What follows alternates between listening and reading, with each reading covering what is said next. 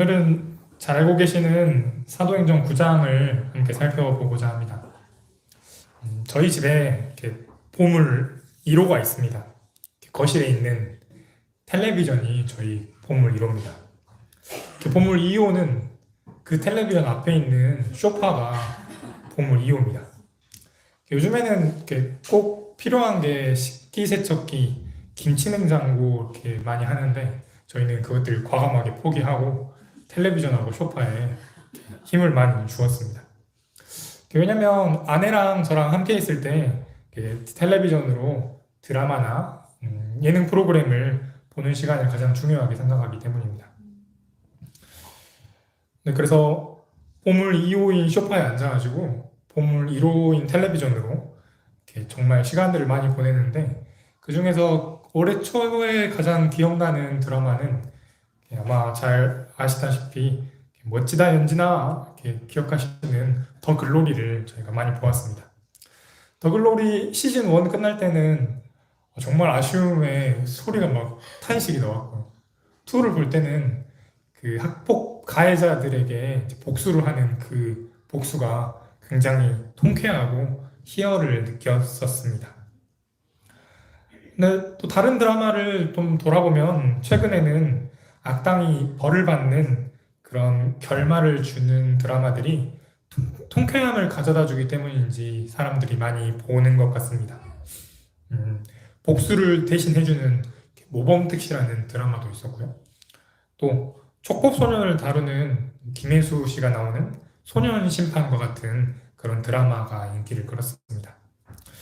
그래서 그 흐름 속에서 보면 원수와 악당이 벌을 받으면 좋겠다라는 그런 마음들이 오늘날 저희가 살아가는 그 사회에 아마 있는 것 같습니다. 그래서 현실에서도 나쁜 사람들이 벌을 받으면 좋겠지만 현실은 꽤나 복잡하고 다릅니다.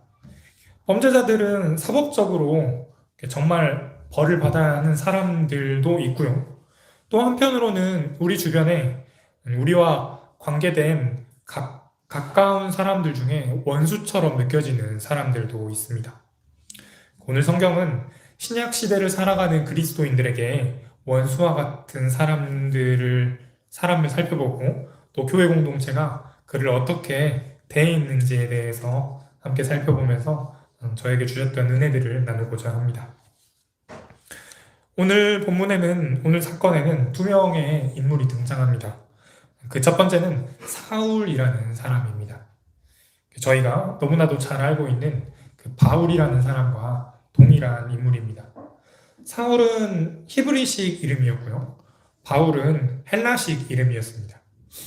저는 한국식으로는 노영준이고 영어식으로는 제릭이라는 이름을 가지고 있는데 그와 비슷하게 사울과 바울이라는 이름이 있었습니다. 사울의 이름의 뜻은 간구, 요청, 요구라고 합니다. 사울은 유대인이었습니다. 사울은 유대인으로서 훌륭한 교육을 받았습니다. 가말리아라는 당대 최고의 석학으로부터 배웠고요. 또 당시의 주류 학문과 언어에 능통한 사람이었습니다.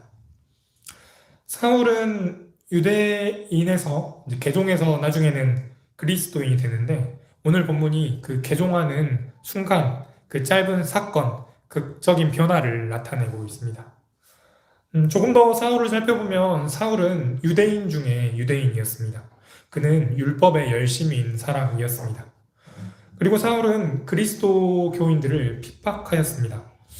여러 가지 이유들이 있겠지만 유대교가 중요하게 생각했던 성전 그리고 율법에 대해서 그리스도교에서는 그보다 더 높은 가치를 중요하게 생각하고 제시했기 때문이었습니다.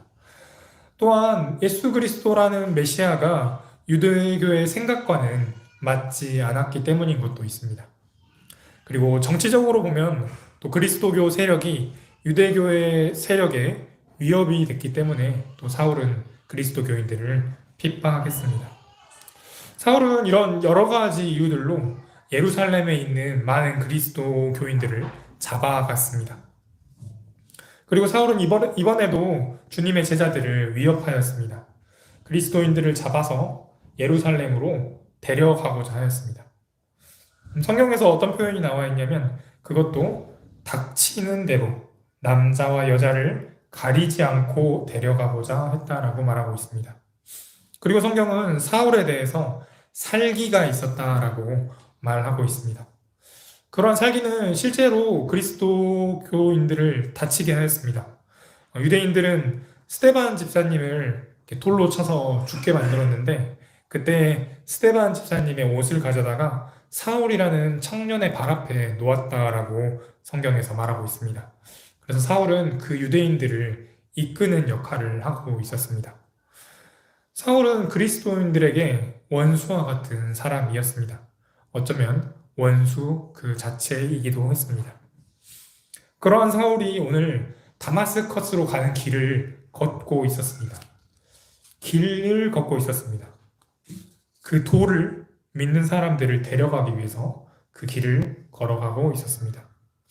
그런데 그 길 위에서 걷고 있을 때 하늘에서 환한 빛이 사울을 비추었습니다. 빛입니다. 빛.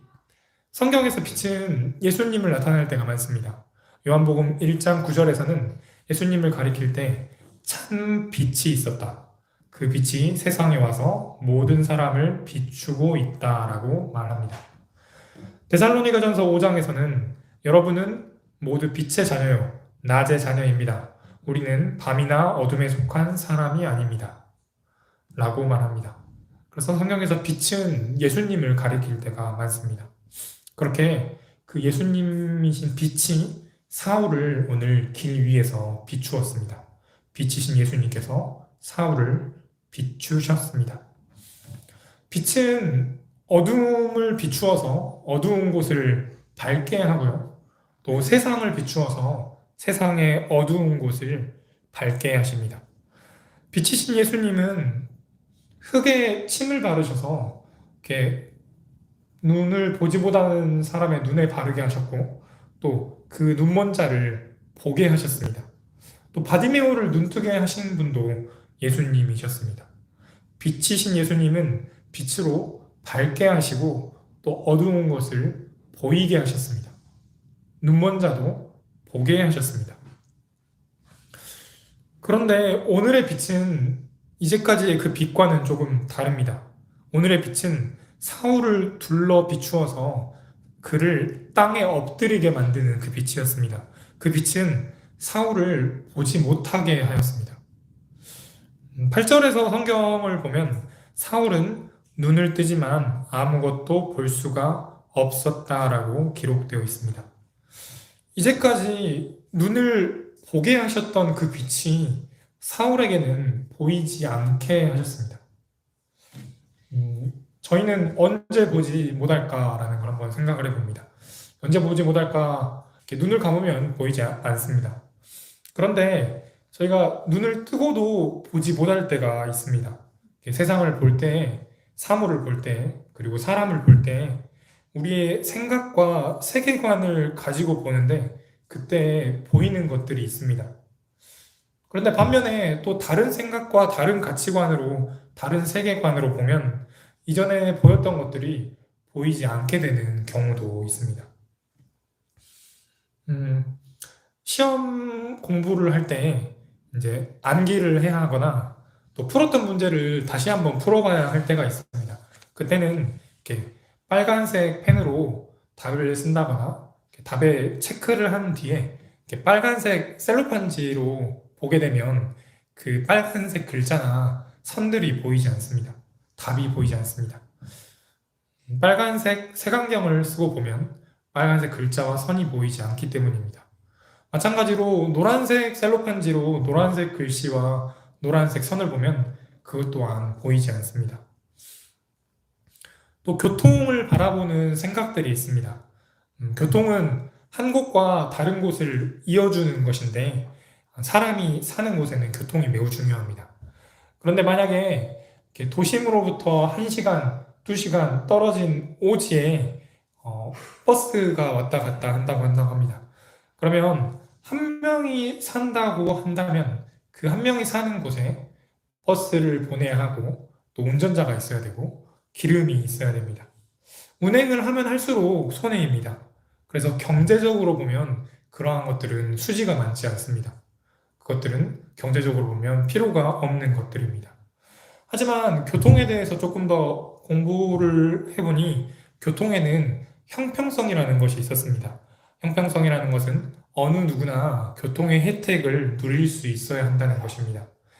그래서 형평성의 측면에서 보면 버스가 그 1시간, 2시간 멀리 떨어진 곳까지 운행이 되어야 합니다. 그래서 어느 생각을 가지고 보느냐에 따라서 외딴 곳에 버스를 보내는 일이 필요 없는 일이 되기도 하고 또 필요한 일이 되기도 합니다. 그 필요성이 보이지 않기도 하고 필요성이 보이기도 합니다. 이렇게 눈으로 본다는 것은 저희가 신체적으로 물리적으로 본다는 것도 의미하지만 또 사물과 세상을 볼 때 우리의 생각과 우리의 가치관으로 보는 것을 말합니다. 그래서 사울에게는 세상을 바라보는 눈이 있었습니다. 사울 자신의 시각이 있었습니다. 자신의 생각이 있었고 또 세상을 바라보는 기존의 시선이 있었습니다. 사울은 유대교라는 눈으로 세상을 바라보았습니다. 그 눈으로 볼 때 그리스도인들은 잡아가야 할 대상이었습니다. 율법이라는 가치로 세상을 볼 때 예수는 사울에게 핍박의 대상이었습니다. 사울의 눈은 예수께서 세상에 오셨는데 그분을 구원자로 보지 못하는 그런 눈이었습니다. 또 성전이라는 가치로 볼 때, 세상을 볼 때 성전이 무너지는 것을 말씀하셨던 예수님은 사울에게는 괘씸한 사람이었습니다. 유대인들이 바라는 메시아라는 생각으로 예수님을 바라볼 때 그는 예수님을 하나님을 모독한 신성 모독한 죄인이라고 보게 되었습니다. 사울은 이렇게 세상을 바라보는 자신만의 눈이 있었고 또 생각들이 있었습니다. 그런데 오늘 빛으로 오신 예수님은 그 눈을 보이지 않게 하셨습니다. 사울이 가지고 있던 이전의 생각과 이전의 눈으로 보는 것들을 멈추게 하셨습니다. 사울은 눈을 떴지만 볼 수 없었습니다. 예수님께서 보지 못하게 만드셨습니다. 어쩌면 우리의 눈도 이와 마찬가지인 것 같습니다. 우리가 세상을 바라볼 때 예수님이 우리의 생각과 우리의 세계관 속에 계시는가? 라고 한번 물어봅니다. 우리가 사람을 바라보는 우리의 그 눈에는 예수님이 어떻게 보이는가? 우리는 눈을 떴지만 어쩌면 세상을 바로 보지 못하고 또 예수님을 보지 못하고 있을 수도 있습니다. 저는 이와 관련해서 사실 조금 부끄러운 이야기가 있습니다. 지금에서야 이끔이와 따름이가 정말 필요하고 신앙을 키워가고 영적인 부모로 성장해 나가는데 필수적인 요소라고 생각하지만 그렇게 생각하지 못할 때가 있었습니다. 저는 그때 이렇게 대규모 집회에 가서 울고 기도하고 영접 기도하고 그런 것들이 더 중요하다라고 생각했습니다. 그러한 제 생각으로 이끔이 따름이는 중요하다고 생각하지 못한 것입니다. 제 생각이 그 다른 것들을 보지 못하게 했던 것입니다. 계속해서 살펴보면 사울은 눈이 보이지 않게 되는 동시에 소리를 들었습니다. 사울아, 사울아, 너가 왜 나를 핍박하느냐 하는 음성을 들었습니다. 예수님은 사울의 이름을 불렀습니다. 이에 대해서 사울은 주님 누구십니까? 하고 그분의 정체와 이름을 물어보았습니다. 예수님께서는 자신을 알려주셨습니다. 사울아, 내가 핍박하는 예수다 라고 말씀하셨습니다. 사실 사울은 예수님을 핍박하지는 않았습니다. 예수님을 핍박하지는 않고 그리스도인들을 핍박했습니다. 그러나 예수님께서는 자신의 제자들을 핍박하는 것을 자신을 핍박하는 것으로 여기셨습니다. 그래서 우리가 당하는 고난을 예수님께서는 그분의 고난으로 여기시는 것도 오늘 본문에서 볼 수 있었습니다. 이어서 예수님께서는 사울에게 일어나서 성으로 들어가라 라고 말씀하셨습니다. 그리고 다마스커스라는 성으로 들어가면 사울에게 해야 할 일을 알려줄 사람이 있을 것이라고 음성으로 말씀하셨습니다. 이제 눈이 보이지 않게 된 사울은 도움이 필요하게 되었습니다. 성으로 들어가서 해야 할 일을 알려줄 사람을 만나야 하는데 눈이 보이지 않았습니다. 다마스커스로 가는 그 길을 가야 하는데 보지 못해서 길을 갈 수가 없게 되었습니다. 그래서 누군가의 도움을 받아야 했습니다. 길을 가기 위해서라도 도움이 그에게는 필요했습니다. 사울은 그리스도인들을 자신의 생각대로 핍박해서 잡아가는 사람이었는데 이제 눈이 보이지 않게 되니까 도움 없이는 길을 갈 수 없는 사람으로 그 순간 변화되었습니다. 사울은 다마스커스에 가서도 여전히 보지 못했습니다. 뿐만 아니라 먹지도 않고 마시지도 않았다라고 말하고 있습니다. 근데 먹지 못했다거나 마시지 못했다라는 것이 아닌 것을 보니까 몸이 아파서 그런 것은 아니었던 것 같습니다. 그렇다면 아마도 사울은 먹지 않고 마시지도 않을 만큼의 어떤 상황이었던 것 같습니다. 자신이 생각했던, 믿어왔던 그 무언가가 틀렸다는 상태 속에 있었습니다. 자신을 지탱해온 신념이 흔들렸거나 사라졌던 그때를 겪고 있었습니다. 돌이켜보면 저희도 그토록 간절히 붙잡고 있던 무언가가 없어졌을 때 입맛이 없어집니다. 이제 제가 아내가 없으니까 조심스럽게 말을 하는 거죠. 어렸을 때 20살 초반 때 연애를 했었는데 헤어지고 나니까 그날에 진짜 밥맛이 없었습니다. 잠도 오지 않았고 뭐 먹고 싶은 생각도 없었습니다.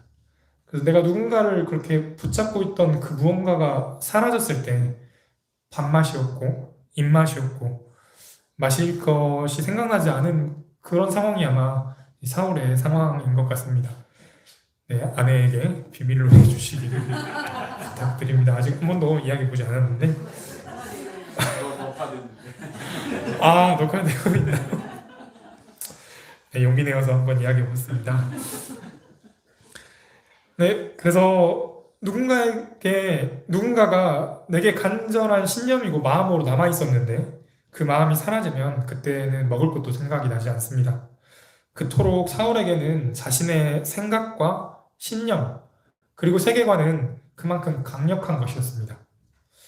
근데 그도 그럴 것이 저희가 누군가를 잡아다가 돌로 치고 또 끌어가고 핍박하고 그럴 정도의 신념이면 진짜 강력한 무언가였던 것 같습니다.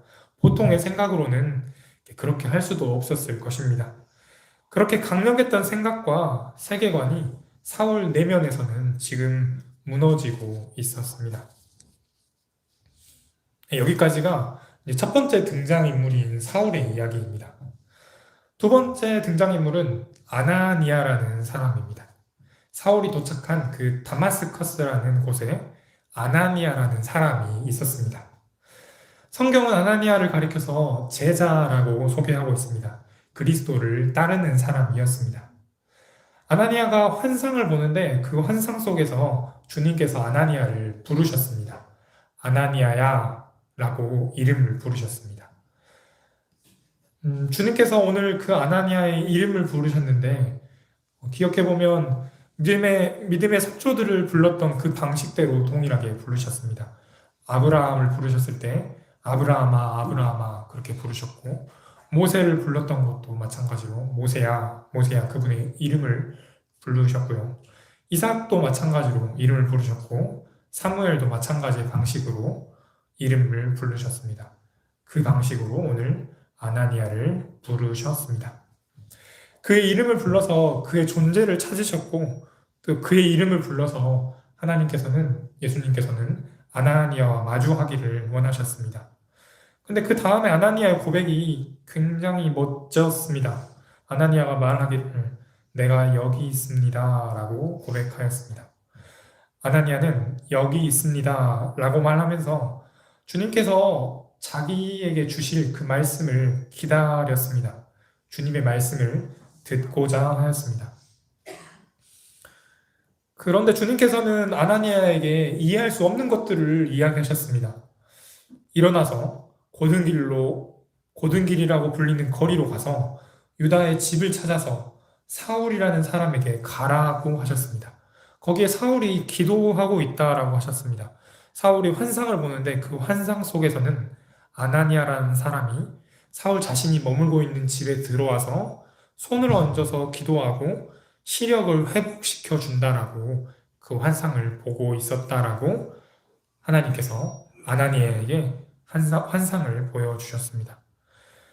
아나니아는 사울이라는 그 이름을 듣고 그 사람에 대해서 기억하였습니다. 많은 사람들이 사울이 어떤 사람인지 말하였던 것이 기억났습니다. 사울은 예루살렘에 있는 주님의 성도들에게 얼마나 해를 끼쳤는지를 사람들을 통해서 아나니아는 들었습니다.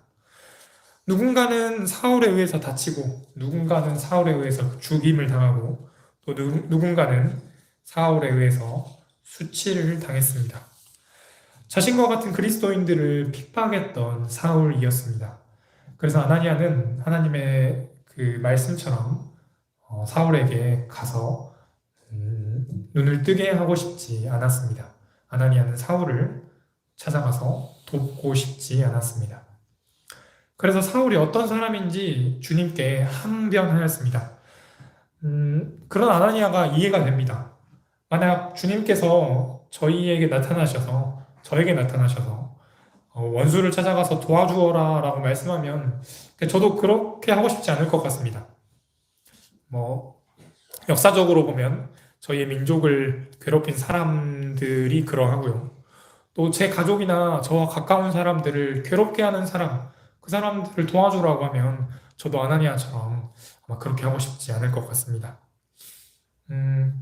만약에 제가 직장에서 사무실에서 그 관계 속에 원수와 같은 사람들이 있다면 그들도 제가 도와주고 싶지 않은 것도 같은 마음일 것입니다. 오히려 한 방 먹여주고 싶고 또 미워하고 싶은 마음이 제 안에 있는 것들을 볼 수 있었습니다. 그 말을 듣고 주님께서는 사울을 향한 계획을 말씀하셔서 아나니아를 설득하셨습니다. 주님이 사울을 택하셔서 그릇으로 사용하겠다라고 하셨습니다. 아나니아는 대단한 사람이었습니다. 그 말씀을 듣고 사울에게 찾아갔습니다. 그리고 사울에게 손을 얹어서 주님께서 말씀하신 대로 합니다. 17절을 살펴봅니다. 형제 사울이여, 그대가 오는 도중에 그대에게 나타나신 주 예수께서 나를 보내셨소. 그것은 그대가 시력을 회복하고 성령으로 충만하게 되도록 하시려는 것이오. 아멘. 그렇게 하자 사울이 눈을 뜨게 되었습니다. 사울은 비늘과 같은 것이 눈에서 떨어져 나갔다라고 합니다. 이제 사울은 새롭게 되었습니다. 그가 가지고 있던 이전의 눈으로 보는 것이 아니라 새로운 눈을 갖게 되었습니다. 하나님의 은혜가 보이는 눈으로 세상을 바라보게 되었습니다. 하나님께서 아나니아에게 사울을 보내셨습니다. 그런데 만약 하나님께서 아나니아를 보내지 않으셨다면 어땠을까라는 그런 가정을 해봅니다. 하나님께서 아나니아를 보내셔야만 했을까? 아나니아나 다른 사람 없이도 아마 예수님께서는 사울의 눈이 보이도록 하셨을 것입니다. 왜냐하면 눈이 보이지 않게 된 것에 아나니아나 다른 사람들이 필요하지 않으셨습니다. 그런 사람들이 없이도 예수님은 사울이 보이지 않게 하셨던 것처럼 그의 눈도 아나니아가 없이도 보일 수 있게 하셨을 것입니다. 그렇다면 왜 하나님은 사울의 눈이 바뀌어가는 그 과정에 아나니아가 필요하셨을까요? 사울이 새롭게 보게 되었다는 것은 그 새롭게 보게 된 것으로 무엇을 보게 되었느냐를 고민하게 합니다. 사울은 눈을 보이지 않았는데 아나니아가 손을 얹고 기도하자 사울이 보게 되었습니다.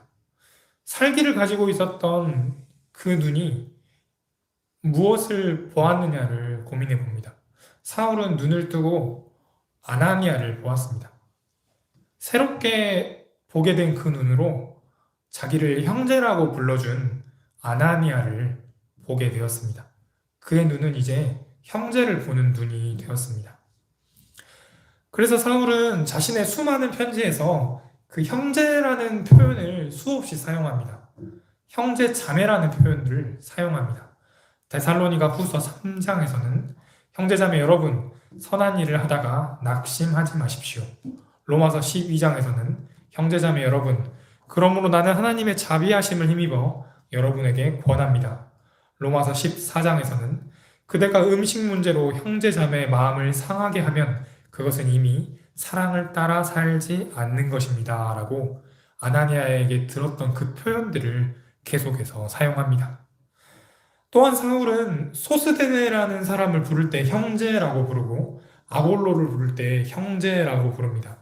노예 신분이었던 오네시모를 형제라고 불렀고 또 자신의 조카뻘에 해당했던 디모데를 형제라고 부릅니다.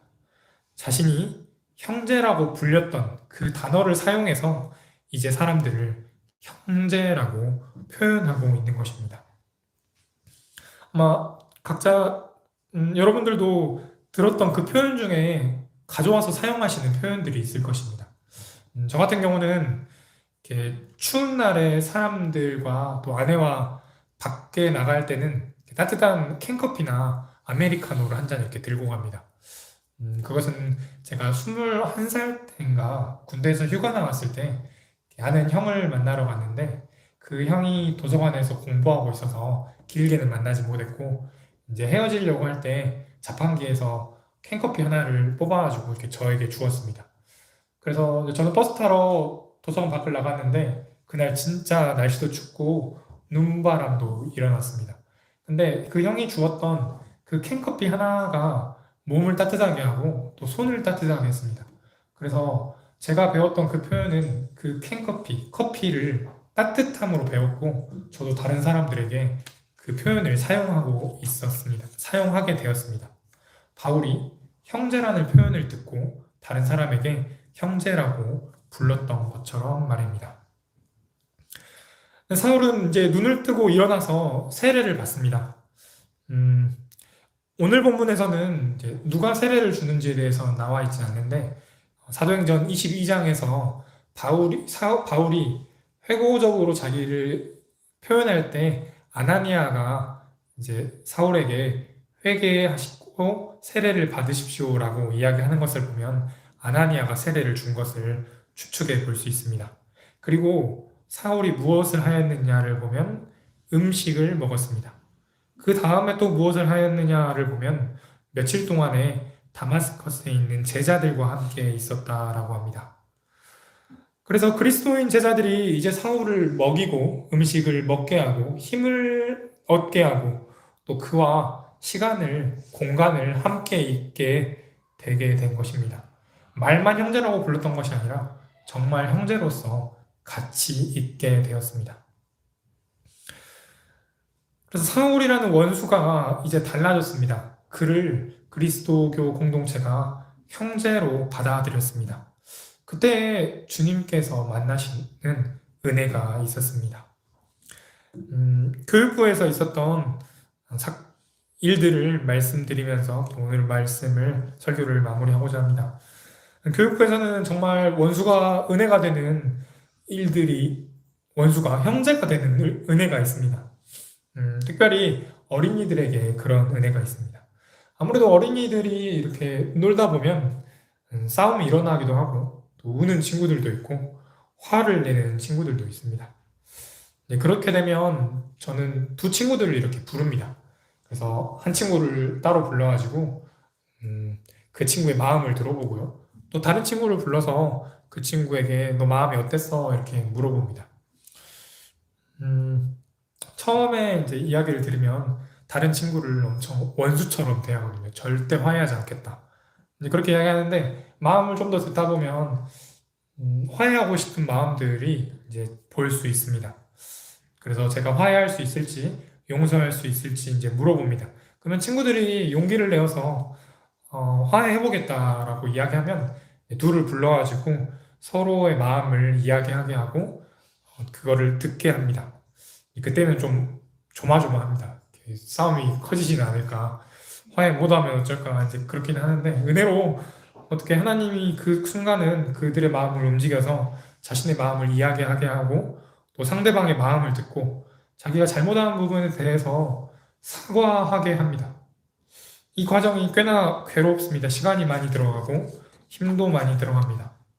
물론 화해하지 못한 친구들도 아직 있습니다. 그런 아픔들도 저희에게 있지만 적어도 어린이들에게 있어서 원수가 형제가 되는 그런 은혜들이 있습니다. 그러한 은혜가 저희 어른들에게도 있기를 원합니다.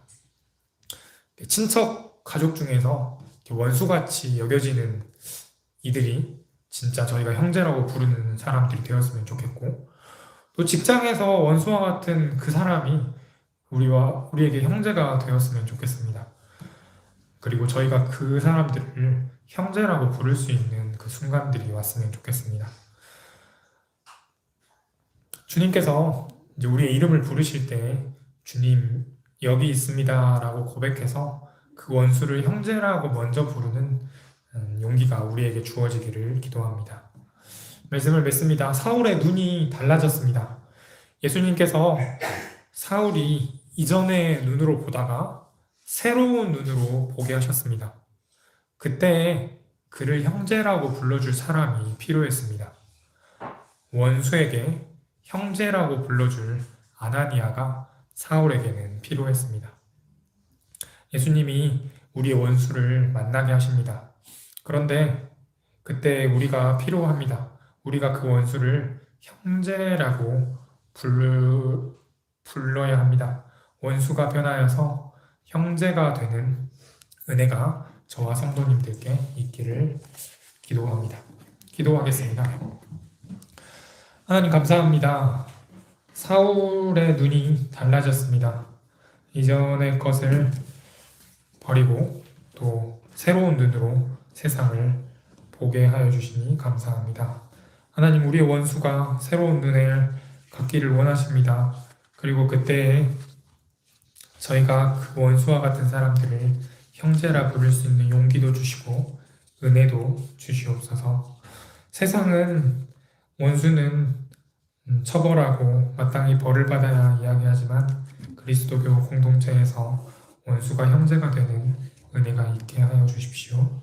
예수님의 이름으로 기도드립니다. 아멘. 네, 이어서